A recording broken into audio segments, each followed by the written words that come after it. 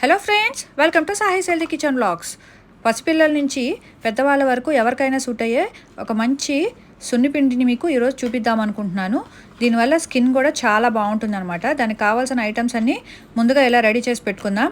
2 కప్పుల పెసలు, 1/4 కప్పు పచ్చిశనగపప్పు, 1/2 కప్పు మసూర్ దాల్ అంటే ఎర్రకందిపప్పు, 1/4 కప్పు మంచి బియ్యం, 1/4 కప్పు బాదం పప్పు, ఒక 50 సెంటు గులాబీలు వాటి రేకుల్ని యూజ్ చేసుకుందాం, 2 చెంచాల ఖర్జూరాలు. వీటన్నిటిని ఒక బేసిన్లో వేసి బాగా డ్రై చేసుకోవాలన్నమాట. గులాబీలు బాగా ఎండిపోతే చక్కగా మనకి మిక్సీ పట్టుకోవడానికి రెడీ అవుతుంది.